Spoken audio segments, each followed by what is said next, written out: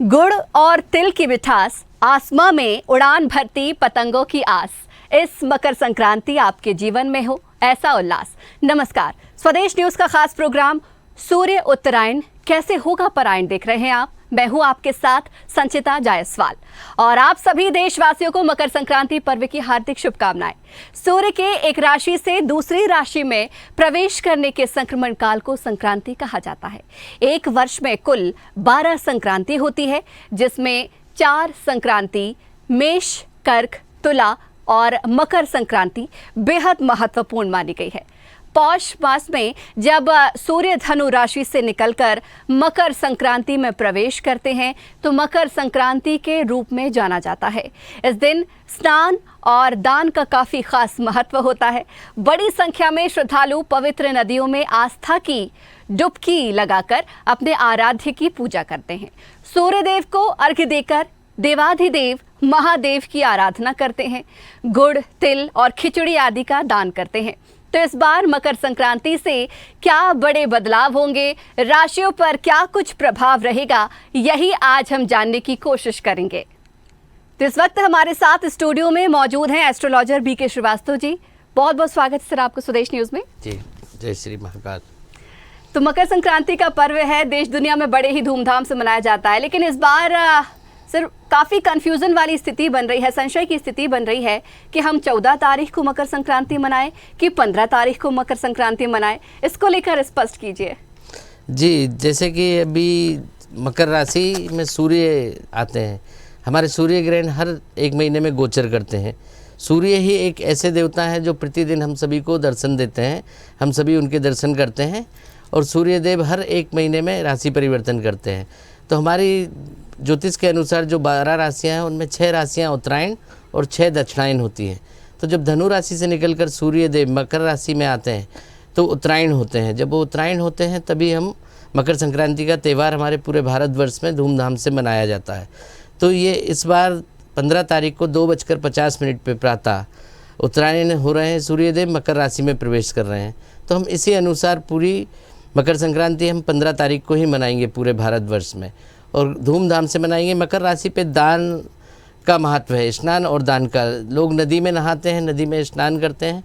श्रद्धालुओं के लिए नदी में नहाना, स्नान करना और दान करना और सूर्य देव को अर्घ्य देना, साथ ही साथ अपने इष्ट देवता की पूजा करना, साथ देवाधिदेव महादेव की भी आराधना करते हैं।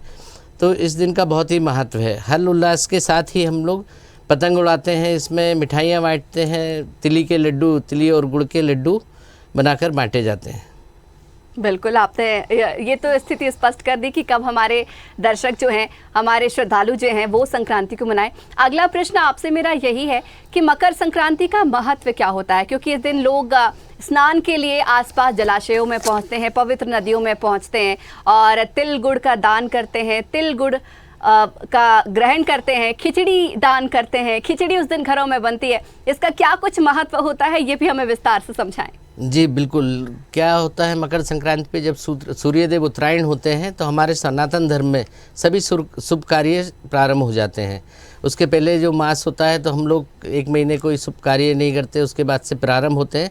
तो उसी की खुशी में लोग दान धर्म करते हैं और दान धर्म का बहुत महत्व है। इसमें स्नान का बहुत महत्व है कि हम किसी अच्छे उसमें प्रवेश कर रहे हैं। उत्तरायण में आते हैं तो उत्तरायण में हमारे सारे शुभ कार्य शुरू होते हैं और हमें अलग अलग राज्यों में अलग अलग तरीके से मनाया जाता है। जैसे कि अगर साउथ की तरफ देखें तो हम पोगल के नाम से मकर संक्रांति मनाते हैं, गुजरात में उत्तरायण के नाम से, और पंजाब में देखें तो हम लोहड़ी के नाम से मनाते हैं। इसी तरह से मकर संक्रांति हमारे पूरे भारतवर्ष में मनाई जाती है, बस थोड़े से नाम चेंजेस हैं और विधि वही रहती है। दान धर्म, गुड़ और तिल का बहुत महत्व है, साथ में खिचड़ी का भी बहुत महत्व है। इसमें खिचड़ी भी दान की जाती है। दान का इतना महत्व क्यों कहा गया है? दान के महत्व को थोड़ा और प्रकाश डालिए, हम जानना चाहेंगे, क्योंकि लोग इस दिन दान धर्म पुण्य कमाना चाहते हैं बहुत ज़्यादा। तो इसका क्या कुछ खास महत्व होता है? जी बिल्कुल, हमारे हिंदू धर्म, सनातन धर्म में दान को एक बहुत अच्छी वो बताई गई है कि जो मजबूर हैं, परेशान हैं व्यक्ति, उनके लिए दान करें, ब्राह्मणों को दान करें।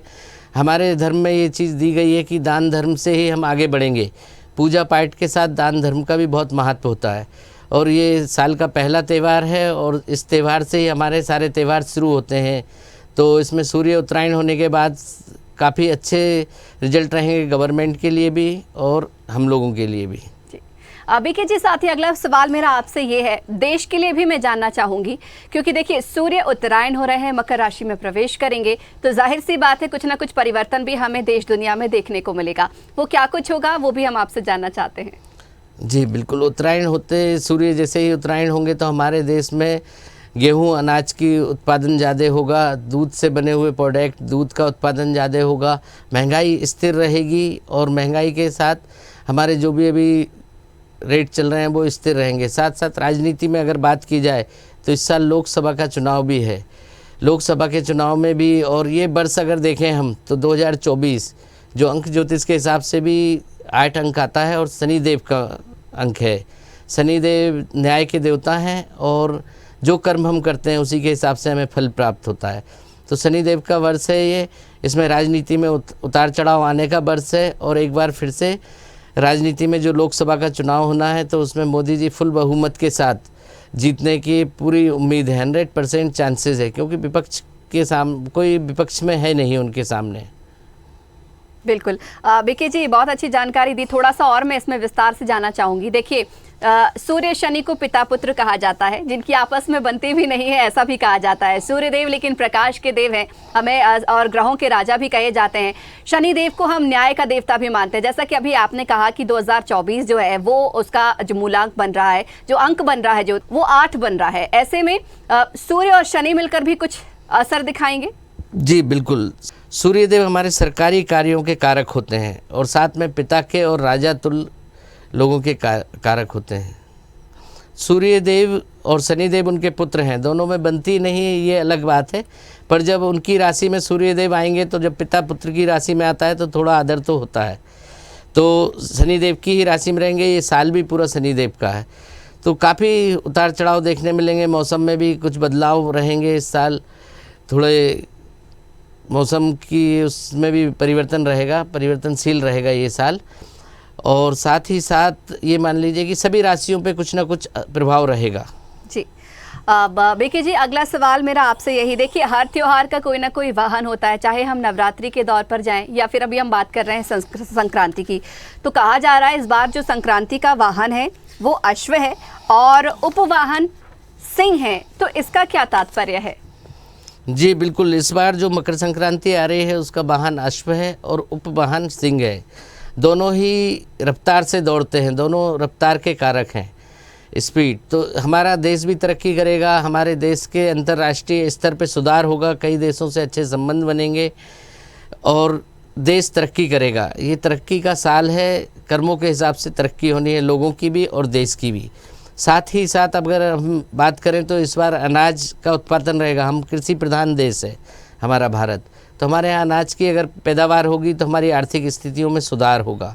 तो आर्थिक स्थितियों के सुधार के साथ साथ शनिदेव काफ़ी कुछ देने वाले हैं इस बार राशियों में। और साथ ही साथ ये जो अश्व और सिंह का मैंने बताया तो ये भी स्पीड के ग्रह हैं, तो इसमें उत्पादन हमारे देश में बढ़ेगा, हमारा देश तरक्की करेगा और हमारा देश वैसे भी विश्व गुरु की तरफ बढ़ रहा है तो थोड़ा और अग्रसर होगा। जी, यानी कि आपका तात्पर्य है व्यापार मजबूत होगा, आर्थिक स्थिति हमारे देश की मजबूत होने वाली है। बहुत सुंदर जानकारी। बीके जी, अगला सवाल मेरा यही, देखिए 15 तारीख का जितना इंतजार हमारे दर्शकों को है, यानी कि मकर संक्रांति में स्नान दान का इंतजार है, उतना ही इंतजार है 22 जनवरी का। देखिए प्रभु श्री राम जो है अयोध्या में विराजमान होने जा रहे हैं, उनकी प्राण प्रतिष्ठा भी होगी। लेकिन देखिए कहा जाता है कि प्रभु श्री राम भी जो है वो सूर्यवंशी हैं और इस बार सूर्य भी देखिए उत्तरायण हो रहे हैं, मकर राशि में प्रवेश कर रहे हैं। और क्या इसका कुछ तात्पर्य हम कह सकते हैं, शुभ मुहूर्त हम कह सकते हैं, क्योंकि कहा जा रहा है 22 जनवरी भी इस बार जो है बहुत शुभ मुहूर्त माना जा रहा है। जी बिल्कुल, बहुत शुभ मुहूर्त है और जो हमारे जानकार गुरुओं ने ये निकाला है तो बहुत ही अच्छा मुहूर्त है ये। सूर्यदेव उत्तरायण है और राम भगवान प्रभु राम भी सूर्यवंशी हैं, तो उनके इसमें और जो मुहूर्त है 22 तारीख का वो भी बहुत अच्छा है। तो 22 तारीख के मुहूर्त में जब प्राण प्रतिष्ठा होगी जो श्री राम भगवान की, तो वो भी हमारे लिए आशीर्वाद ही बनेगा, देश में तरक्की के योग बनेंगे उसमें। जी चलिए, ये भी जानकारी बहुत सुंदर। देखिए, हम आपसे बहुत सारे सवाल करेंगे, जानेंगे, लेकिन हमारे दर्शकों को इंतजार हमेशा रहता है राशिफल का, क्योंकि सभी लोग बैठे टेलीविजन के सामने इंतजार कि उनकी राशि में क्या कुछ होने वाला है, कुछ अच्छा होगा, बुरा रहेगा, सामान्य होगा, या क्या कुछ उन्हें उपाय इस बार करने चाहिए। तो 12 राशिफल में क्या कुछ असर रहने वाला है, इस पर भी थोड़ा सा प्रकाश डालिए। जी बिल्कुल। कालचक्र की प्रथम राशि मेष राशि। तो जैसा कि मैंने बताया कि मकर संक्रांति पे दान धर्म का वो होता है, तो मैं राशियों के हिसाब से आपको बताता हूँ कि आपको क्या दान करना है और किससे आपको अधिक लाभ मिलेगा। तो सर्वप्रथम मेष राशि का बताता हूँ। मेष राशि के जातकों को लाल मिर्ची, लाल कपड़ा, लाल मसूर की दाल का दान करें, जिससे उन्हें पूरे साल लाभ प्राप्त हो। दूसरी वृषभ राशि। वृषभ राशि के जातकों को सफ़ेद चीज़ों का दान करना चाहिए। दूध, दही, चावल, शक्कर आदि का दान करें, जिससे उन्हें लाभ प्राप्त हो। तीसरी मिथुन राशि। मिथुन राशि के जातकों के लिए हरी सब्जी और सीजनेबल फल का दान करना चाहिए। साथ ही साथ साबुत मूंग का दान करें, जिससे वो पूरे साल लाभ प्राप्त कर सकें। कर्क राशि वालों के लिए भी सफ़ेद चीज़ों का दान करना चाहिए। सफ़ेद तिल के लड्डू, सफ़ेद चावल और शक्कर का दान करें, जिससे उनको काफ़ी लाभ मिलेगा साल में। सिंह राशि की बात करें तो सिंह राशि के लिए गुड़ और लड्डू, तिली के लड्डू बने हुए दान करने का लाभ मिलेगा। साथ ही साथ तांबे की कोई चीज़ दान करें। 6 नंबर की राशि की बात करेंगे कन्या राशि की। तो कन्या राशि के लोगों को हरी चीज़ों का दान करना चाहिए, जैसे साबुत मूंग, पालक की भाजी, हरी सब्जियां और फल, पपीता, केले वगैरह दान करने चाहिए, तो उससे उनको लाभ मिलेगा। अब तुला राशि की बात करें तो तुला राशि में भी सफ़ेद चीज़ों का दान होना चाहिए। सफ़ेद तिल से बने हुए लड्डू, चावल में सफ़ेद उड़द की दाल मिलाकर दान करें, जिससे कि उन्हें काफ़ी लाभ मिलेगा। वृश्चिक राशि की बात के जातकों की बात करें तो उनको मूंगफली का दान करना चाहिए, लाल गुड़ की पट्टी का दान करना चाहिए, गुड़ से बने हुए लड्डू का दान करना चाहिए, जिससे उनको पूरे साल लाभ मिले। अब धनु राशि की बात करें तो धनु राशि के लोगों को पीली चीज़ों का दान करना चाहिए। केले, बेसन से बनी हुई मिठाई और साथ ही चने की दाल, इनका दान करेंगे तो काफ़ी लाभ मिलेगा। मकर राशि की बात करें तो मकर राशि के जातकों को सरसों का तेल और कम्बल का दान करना चाहिए। ब्लैक कम्बल लेकर दान करें, जिससे उनको पूरे साल लाभ मिलेगा। अब कुंभ राशि की बात करें तो कुंभ राशि में भी तेल, सरसों का तेल आता है, काली चीज़ें आती हैं, चमड़े के जूते चप्पल दान करने से लाभ मिलेगा। मीन राशि की बात करें तो मीन राशि के जातकों को भी पीली चीज़ों का दान करना चाहिए। साथ ही खिचड़ी बनाकर ज़रूरतमंदों को खिचड़ी खिलाना चाहिए, भोजन कराना चाहिए खिचड़ी का। चलिए, तो ये 12 राशियां संपन्न हुई, जैसा कि हमारे एस्ट्रोलॉजर ने आपको जानकारी दी है। उम्मीद करेंगे कि आप भी उसी तरीके को अपनाएं, दान दक्षिणा करें, तो ज़रूर आपके साथ कुछ ना कुछ शुभ फल ही मिलेगा। हालांकि यही हमारी भी कामना है कि आपके साथ सब कुछ शुभ ही शुभ हो। बीके जी, अगला प्रश्न हम आपसे जानना चाहेंगे। देखिए, राशियों के बारे में तो आपने वर्णन कर दिया, अब थोड़ा सा राजनीतिक परिदृश्य में भी अपना आप प्रकाश डालिए। राजनीतिक क्या कुछ उतार चढ़ाव होने वाला है? कुछ नया इस बार देखने को मिलेगा, सामान्य रहेगा या उठापटक ज्यादा रहेगी? क्या कुछ राजनीति में भी देखने को मिलेगा? राजनीति में थोड़ी उथल पुथल तो रहेगी, और राजनीति में इस वर्ष जो है चुनाव भी हैं लोकसभा के, जिसमें लोकसभा के चुनाव में मोदी जी तीसरी बार अपना परचम लहराएंगे और अच्छे बहुमत से विजयी होंगे और फिर से सरकार बनाएंगे। हैट्रिक मारेंगे मोदी जी इस बार। विपक्ष में कोई है नहीं उनका प्रतिनिधित्व करने वाला कि उनको कोई टक्कर दे सके, कोई चेहरा भी नहीं है अभी। हालांकि राजनीति में स्थिरता रहेगी इस वर्ष। यानी कि जो विपक्षियों ने मिलकर इंडिया गठबंधन बनाया है, कोई खास लाभ उनको नहीं होने वाला। जी बिल्कुल, उसमें कोई चेहरा प्रेजेंट नहीं किया है उन्होंने, और गठबंधन में उनकी खुद की आपस में जो तालमेल देखने में मिल रहा है, तो वो उतना मजबूत दिख नहीं रहा है कि वो टक्कर दे पाए मोदी जी को। जी बीके जी, अगला प्रश्न आपसे। देखिए, सूर्य देव को ग्रहों का राजा कहा जाता है। अगर किसी की कुंडली में सूर्य अच्छे हैं तो बहुत अच्छा, सूर्य नाराज हैं या उनकी दशा अच्छी नहीं है तो कहीं ना कहीं उन्हें मुश्किलों का सामना कुछ ना कुछ करना पड़ता है। कहा यह भी जाता है कि अगर आप जीवन में उच्च पद पाना चाहते हैं, ग्लैमर भी पाना चाहते हैं, कुछ अच्छा करना चाहते हैं और एक डिग्निटी वाले पर्सन बनना चाहते हैं, तो सूर्य को अच्छा करना बेहतर होता है। तो देखिए, संक्रांति पर हम सूर्यदेव की आराधना कैसे कर सकते हैं, उनको कैसे हम मना सकते हैं, इस पर भी थोड़ा सा प्रकाश डालिए। जी बिल्कुल, सूर्य देव अगर कुंडली में, हमारी जन्म कुंडली में अच्छे नहीं हैं या फिर कमज़ोर हैं, अगर कमज़ोर हैं सूर्य और अच्छे हैं कुंडली में, योग कारक बनते हैं, तो उनकी हम पूजा आराधना करके, उनका रत्न धारण करके, तांबे का कड़ा धारण करके उनको पावर में ला सकते हैं, मतलब डिग्री बढ़ा सकते हैं उनकी। लेकिन अगर सूर्यदेव कमज़ोर नहीं, कारक नहीं है जन्म कुंडली में, तो उनके लिए हम उनको लाल चंदन और लाल पुष्प डाल के, थोड़े गेहूं के दाने डाल के शिव जी को जल चढ़ा सकते हैं रविवार के दिन, और उनका ओम घृणी सूर्याय नमः का मंत्र जाप कर सकते हैं और गेहूं का दान कर सकते हैं। किसी भी गरीब को 1.25 किलो गेहूं और 1 गुड़ की डिल्ली दान करें, जिससे सूर्यदेव की नकारात्मक ऊर्जाएं खत्म होंगी। जी बिल्कुल, बहुत सुंदर जानकारी जो आपने उपाय बताए हैं, हमारे दर्शक ज़रूर उन्हें अपनाएंगे। इसके अलावा आपसे ये भी जानना चाहेंगे पंडित जी, देखिए 77 वर्षों के बाद जो है इस बार मकर संक्रांति पर्व पर विशेष संयोग बन रहे हैं। 2 योग बन रहे हैं, वरयान योग और रवि योग। इनका क्या तात्पर्य है, किस तरीके का ये फल देने वाले हैं?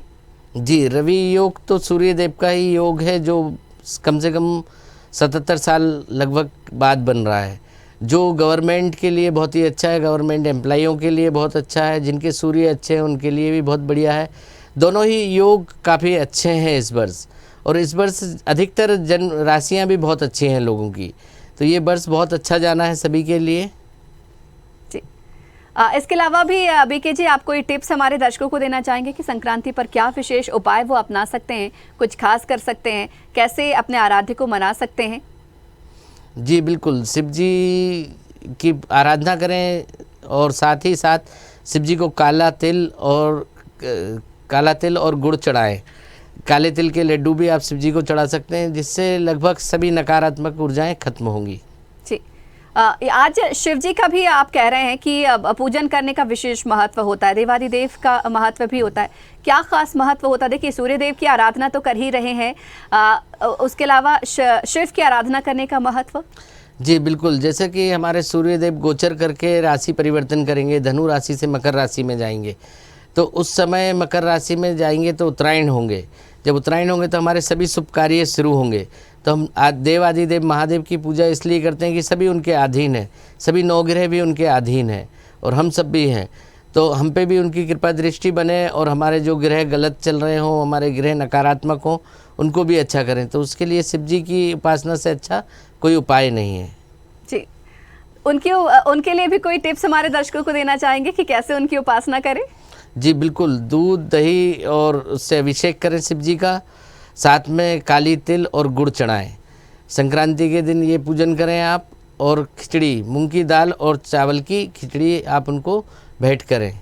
संक्रांति के लिए हमारी गृहिणियों के लिए कोई विशेष टिप्स, उस दिन क्या तरीके वो अपना सकती हैं, कुछ उनके लिए विशेष टिप्स? जी बिल्कुल, घर में पूरे घर में गंगा जल छिड़क के आप सुबह का भोजन तैयार करें, खिचड़ी बनाएं, खिचड़ी का भोग लगाएं भगवान को, और लड्डू, जो हमारे यहाँ तो खैर ऐसा होता है कि काफ़ी समय से संक्रांति की तैयारी होने लगती है, 1-2 दिन पहले से लड्डू बनने लगते हैं, कहीं बेसन के, आटे के, ये सारे। तो अपनी अपनी राशि के अनुसार अपने जो दान बताए हैं वो करें और महादेव की आराधना करें। चलिए बीके जी, बहुत बहुत धन्यवाद हमारे साथ जुड़ने के लिए और चर्चा करने के लिए, इतनी सुंदर सुंदर जानकारी हमारे दर्शकों तक पहुंचाने के लिए।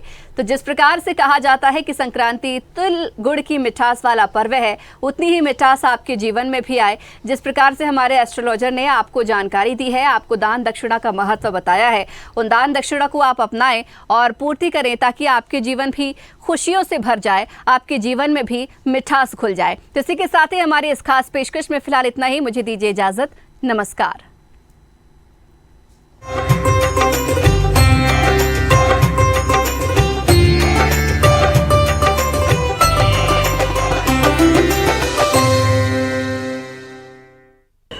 अगर आपको हमारा वीडियो पसंद आया तो लाइक, शेयर, कमेंट, सब्सक्राइब करें, बेल आइकन का बटन दबाएं। हमारी वेबसाइट swedeshlive.com पर जाना ना भूलें।